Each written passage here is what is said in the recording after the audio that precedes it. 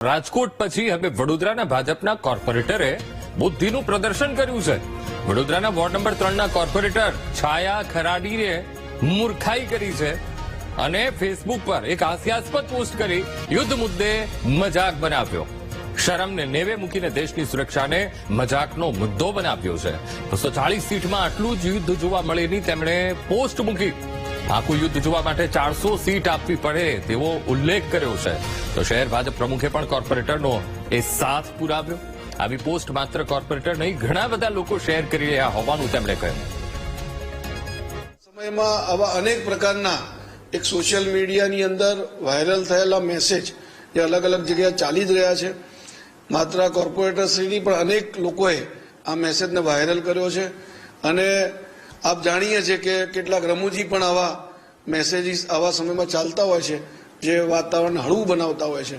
એટલે આવો એક મેસેજ 240 નહીં પણ 400 સીટ હોત તો પૂર્ણ યુદ્ધ જોવા મળે આવો પણ મેસેજ મને પણ ઘણી બધી જગ્યાથી મળ્યો છે।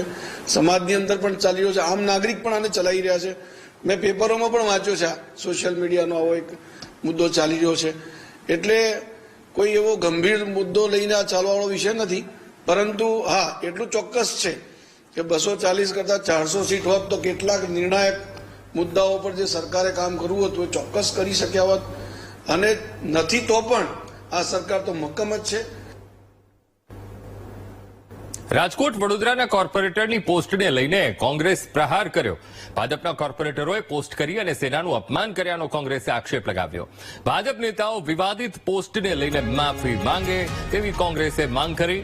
કોર્પોરેટરો નક્કી નથી કરી શકતા કે સેના સાથે રહેવું કે પક્ષની સાથે, તો ભાજપના નેતાઓ સૈન્યના જુસ્સાને નબળો પાડી રહ્યા છે તેવો આક્ષેપ કોંગ્રેસ લગાવી રહ્યું છે। કહ્યું કે નિજી સ્વાર્થ માટે ભાજપના નેતાઓ બેફામ નિવેદનબાજી કરી રહ્યા છે। ભાજપના નેતાઓને દેશની નહીં પરંતુ બેઠકોની ચિંતા છે।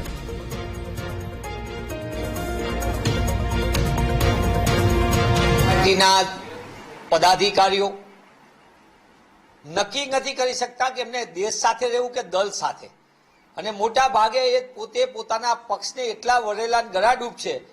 પહેલા સત્તામાં સામાન્ય સ્થિતિ હોય ત્યાં જનતાને કોરાણે મૂકી દેવાની, એમને અનુકૂળ ન હોય તો સૈન્ય સાથે ગમે તેવી વાત કરવાની, એમને અનુકૂળ ન હોય તો ન્યાયતંત્ર વિશે ગમે તેવી વાત કરવાની, એમને અનુકૂળ ન પડે તો કોઈના પણ વિશે ગમે તેવી વાત કરીને દેશની સંસ્થાઓને નબળી પાડવી, સૈન્યના જોમ જુસ્સાને નબળો પાડવો।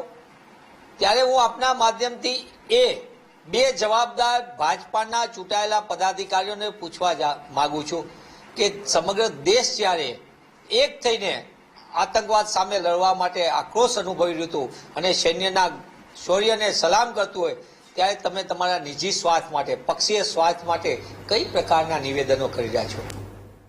તો સોશિયલ મીડિયા ઉપર આ પોસ્ટ એ ખૂબ વાયરલ થઈ રહી છે। રાજકોટ બીજેપીનું ગ્રુપ છે એમાં પણ આ પોસ્ટ એ વાયરલ છે કે 240 સીટમાં આટલું જ યુદ્ધ જોવા મળે, આખું જોવું હોય તો 400 સીટ આપવી પડે, અને આ પ્રકારની પોસ્ટ એક બાદ એક વાયરલ કરી રહ્યા છે, બચાવ કરી રહ્યા છે। લૂલો બચાવ કરતા એ પણ કહી રહ્યા છે કે સોશિયલ મીડિયામાં આ પોસ્ટ ફરી રહી છે અને જેના કારણે લોકો પણ કરી રહ્યા છે।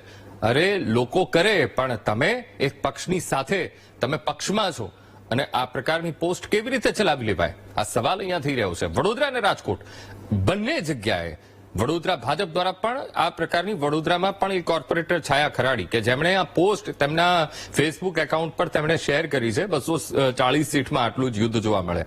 અને આ જ પ્રકારે રાજકોટનું જે ગ્રુપ છે બીજેપીનું એમાં પણ એક ચેતન સુરેજા કરીને એક કાર્યકર્તા છે, એમણે ચેતન સુરેજાએ પણ આ પોસ્ટ કરી છે।